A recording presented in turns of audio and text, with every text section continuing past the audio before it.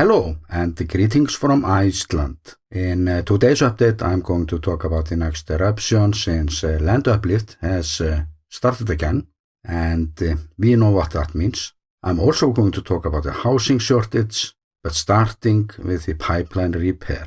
And the first task was to make a new road over the lava as a foundation for the third pipeline that was around 500-600 meters long, and they succeeded to get the water running. And so far everything is going well, although we have reports about leaks, so there are some frost damages to deal with, and a big team of plumbers are on standby while the grid is pressurizing, so we are not completely out of the cold yet, but this looks way better. And it was in fact a man-made disaster to allow this thing to develop in this way. And this event somewhat reveals the Icelandic national soul, or the attitude we call, this will just be fine. But it wasn't the case. And due to how widespread this careless attitude is, we are very good at rescue work, or plenty of exercise, fixing our own preparation mistakes. And we needed that practice this time, since 1,800 tons of hot water was trucked from Reykjavík and pumped into the system to prevent it from freezing, and might have saved us from enormous damage. And let's go to the next disaster, the housing shortage. Like I mentioned the other day, the state decided to bail out the residents of Grindavík, or where the insurance coverage doesn't do anything. Like in those cases where people are stuck with useless properties in a town that is just a ghost town now, and that might not change for months, even years. But then we got to see the new bill from the parliament, and houses in Grindavík will be valued at 95% of the fire insurance value, which is the estimated rebuild cost, but not at the market price, which is usually higher. But not in all cases though. So there are people who will lose money. Like this morning I found an interview with a young couple who just bought their first apartment in Grindavík last year. They are about to move to Reykjavík, where the market price is way higher than in Grindavík. So this is a topic that will be a lot in the news for the next days.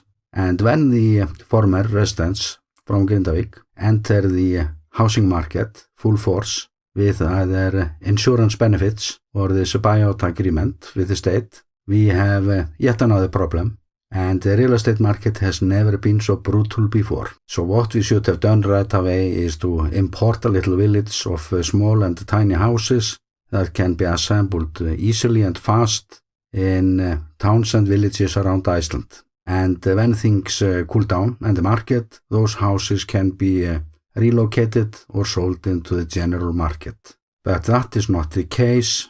The people from Grindavík will enter the real estate market in a worse condition than it has been ever, I think. And this is in a way a man-made problem. So let's move to something different.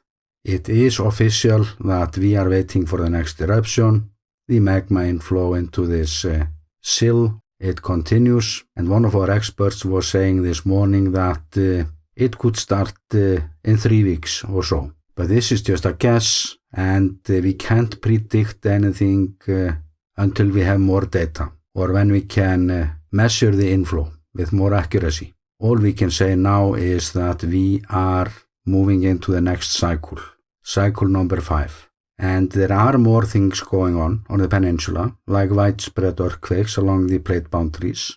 I find the area around the Lake Klefarvatn to be the most interesting right now, or the Grindavík volcanic system. And one of our experts declared recently that the Grindavík system has in fact woken up, and I believe him. There is something nasty cooking down there. And if that is the case, it is so serious that we don't talk so much about it. And I would actually like to get back to Reykjavík soon.